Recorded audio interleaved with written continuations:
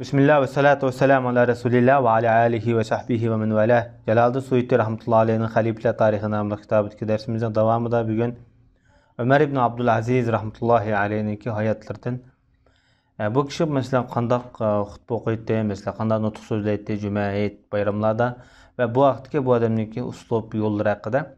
Adi ibn Fazliga adam shunday deydi o.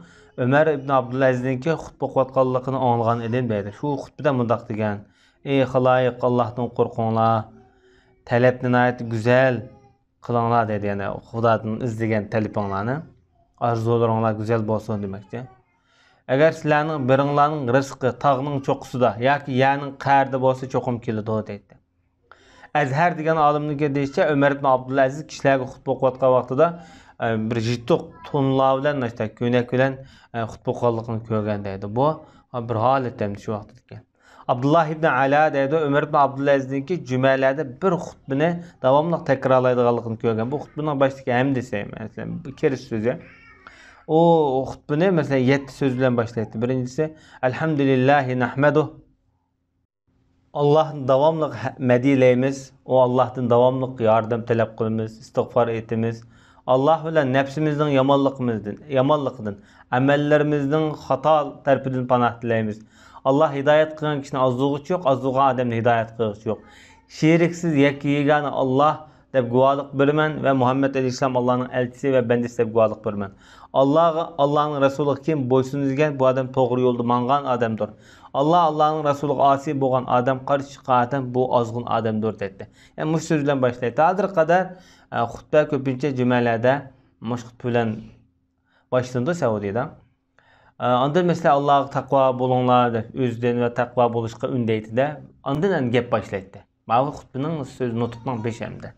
Ondan xutbinin ki ahirini tövendeki ayet bilen okuydu. Kul ya ibadillezine esrafu ala anfusihim. Yani şu 10. ayetkice toluqlab okuydu dedi. Endi Hacib ibn Halifetul Burcumi şundaq dedi. Ömer ibn Abdülaziz'ninki xutba o'qiyotgan vaqtida men ko'rgan shu vaqt xalif etdi. Xutbada mundaq degan deydi. Anlap qo'yinglar xaloyiq.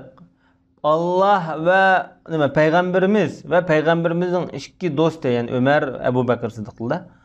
Bularning tutib mangan yo'li dindir, yo'ldir. Buni olamiz.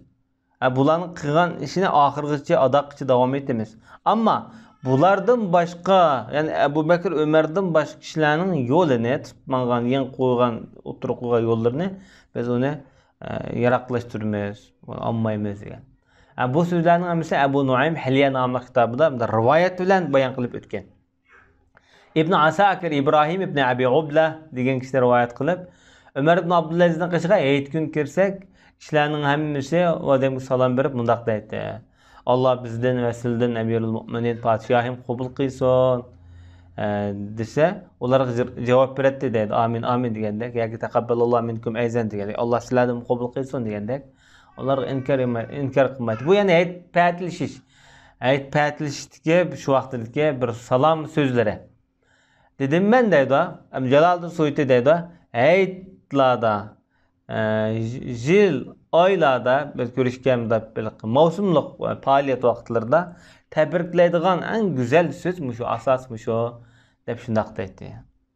Hem de Ömer ibn Abdülaziz'ninki türlük kumandanlarga, emeldarlarga qilgan nasihatlardan Javunani degan bir so'zda Ömer ibn Abdülaziz Amr ibn Qays Sakkuni'ni bir sayfaga emir qildi. Sayfa degan shu yozda bir qo'shinni shu turlik urushlar avatida, qish so'g'ib qulab ketgandan keyin urushdan sal yig'ildi ko'pincha. Yozliq bir qo'shin lager hamdi bu. Bu odam shu vaqt bundaq debdi, ularning yaxshilaridan qabul qil, yaxshi qilgan bo'lsa. Yaman ish qilib qolgan bo'lsa kechirvat. Nima dedi? Askarda hamda bu safarda, g'arb yurtda, xalq yurtida. Endi sen sapning beshidama bo'lib olma. Vaqt o'lib ketsa masalan, boshsiz qoladi. Sapning oxiridan bo'lib olma, urushniki, askarlarniki. Vaqt mag'lub bo'lib qolsa. Lekin o'tirdi to. Sening o'rningni ko'rib tursin, askarlar hamsa, ovozingni anglab tursin deb shunday nasihat qiladi deydi. Hem de Sahib ibn Muhammed'den degan sözde Cerrah ibn Abdullah bu Xorasan'daki aynı vaxtdaki bir valilerinden biri.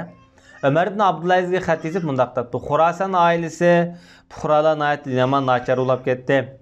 Bular faqat qilich bilan qamcha, ya'ni o'sha qattiq qo'lliq boshqarib, ching tutib boshqara oladi, ching tuta oladi deganda, agar Amirul Mo'minin podshohim to'g'ri ko'rsa, shu ishni bir ruxsat qilgan bo'lsa, bir ching tutsam desa, Umar ibn Abdulaziz uning xatini yozib bundoq debdi-da. Sening xating menga yetib keldi. Xurason ahlininki, fuqarolarninki ahvoli kundan kunga nacharlashib, yomonlashibdi. Ularni qilich qamcha tuzalaydi debsa, bu gaping yolg'on. Belki ularni adolat, haq boshqara oladi.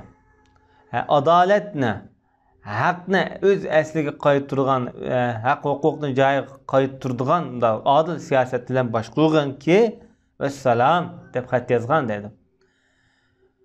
Hamda bu valilar hamda yaxshi bo'lishi mumkin, lekin shundaq bir izin ruxsatni ilova islam bo'ldi bular xohlagancha o'zi ish tutadi hamda. Lekin bu odam islomiy nizomdan, islomiy asli prinsipdan qat'iy yanmagan, taymagan odam. Umayyad ibn Yazid al-Qurashiyning degan so'zida Umar ibn Abdulaziz menga xat yozdiradi dedi. Shu vaqtida xat yozgan vaqtida ey Alloh, men tilimning yomonligidan panoh tilayman deb başlaq deydi.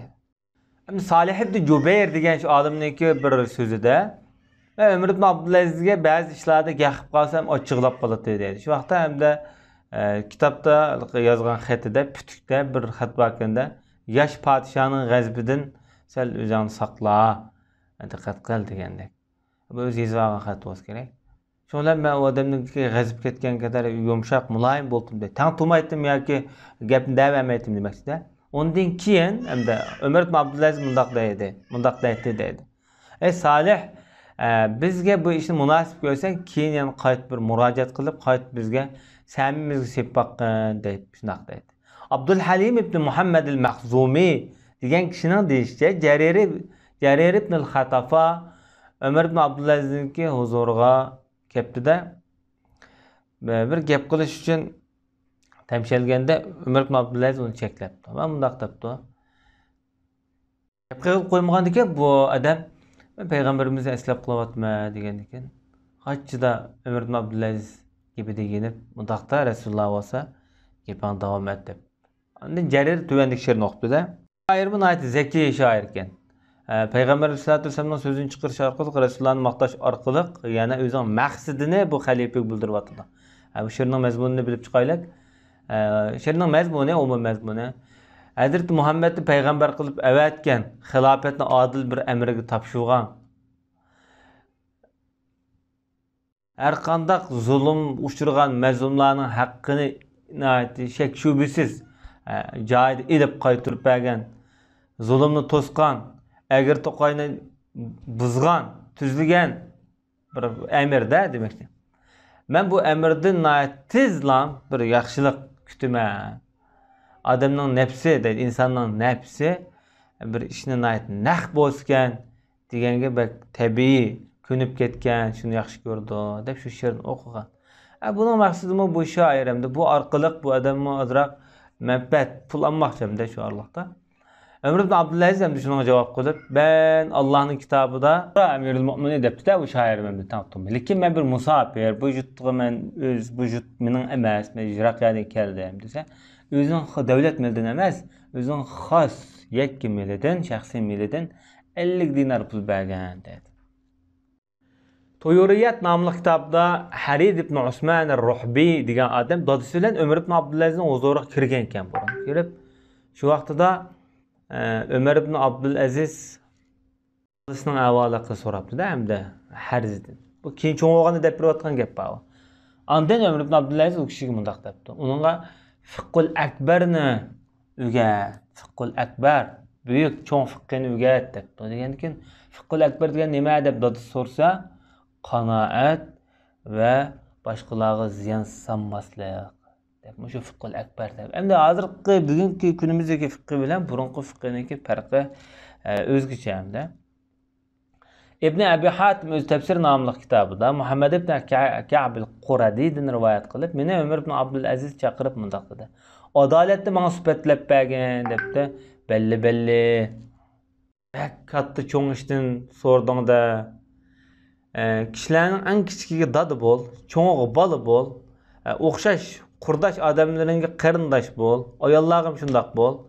Kişilerini özün günahları qarta cezala. Onlarning beden qurulması qarta cezala deydi. Açığım keldi deb sen bir qamchi oşq urib qanma, ondaq sen tajavuz qiluvchilardan bo'lib qolsa dedi. Endi Abdurzaq o'z Musannif nomli kitobida Imom Zuhriydan rivoyat qilib, Umar ibn Abdulaziz mushu o'tiq tekkan tomoqni yeysizlar, o'tib pishirgan tomoqni tarat oladi dedi. Hatta shikadimmi masalan tarat oladi dedi. Chunki ma ulamolar orasida, to'rt mazhab orasida masalan ixtilof bor. Masalan, tomoq yesa tarat buzilmamdi deb. Bir qism ulamolar buzil deb qaragan. Çünkü bu doğruluk hadis var. Lekin bir kısım ulamolar bu hadis keyingi davrlarda mansub qilingan deb. Çünkü Peygamberimizninki bir hadisida Peygamberimiz shu o't pishirgan narsani yegan zamonda tarat oladi degan mazmunda hadis var. Shunga asosan bu odam shu hadisni asos qilib turib mushtaq davomli tarat kerak. Hamda Vahibda rivoyat qilib Umar ibn Abdul Aziz mundaq degan edi deydi. Hamda o'zi qilayotgan harakati ishi qaraganda so'zini sanab qilgan odam sözü az buludu. Yani emeli köp buludu.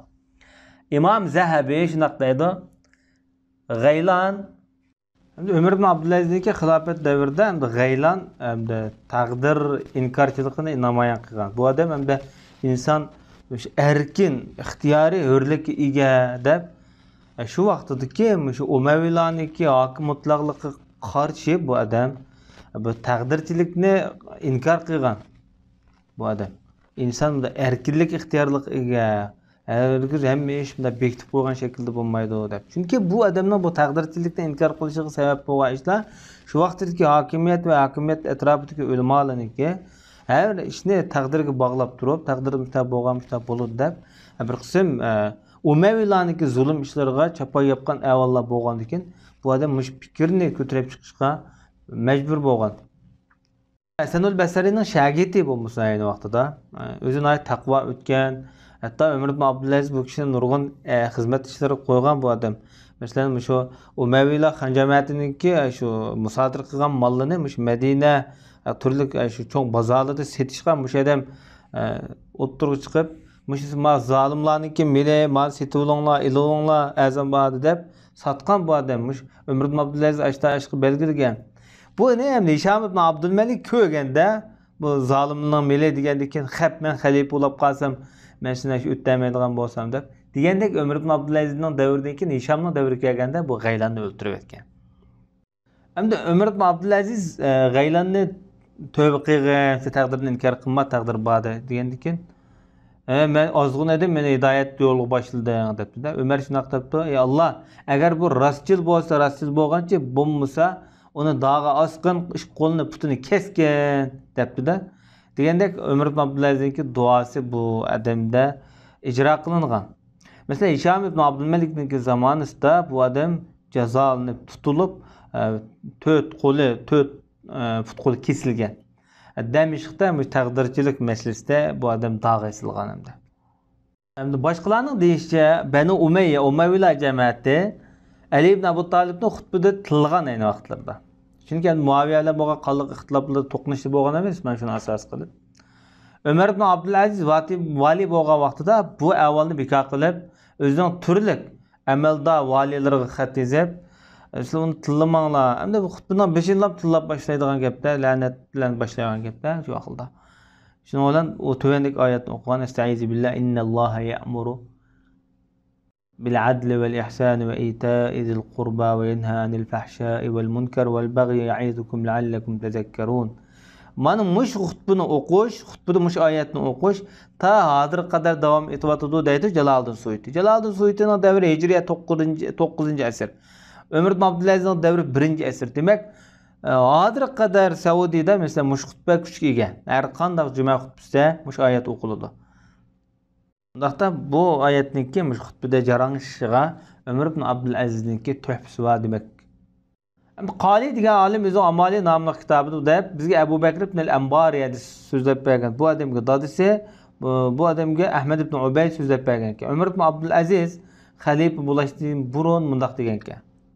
Endi bu she'rniki mazmuni Umar ibn Abdulazizning she'rikini qalbingni, nafsingni go'daklikdan, havoyi havasga ergishishdan cheklagan. Qasamki odamning shu choch oldi chek oqaga vaqtida bu bir odamga signal berdi deydi. Agar sen aql egalaridan haqiqiy nasihat qabul qilmoqchi bo'lsang, qachongacha o'zingni gunoh ma'siyatdan, go'daklikdan yig'maysa, qachongacha deydi. Sen endi qiron deb bir erkishi deb ataldın sen endi. Senden endi yigit, yoshlik degan ism yo'qoldi. Yoshlik ketdi. Keyingi ömrüngmi yana shu cherib tugaydigan, tizlam tugaydigan bir holat kirdi. Yeter ki endi ozg'unlik yeter, insonga ozg'unlik yeter deb bu she'rni o'qigan deydi. Ve sallallahu ala nebiyina Muhammed ve ala alihi ve sahbihi ecmaîn.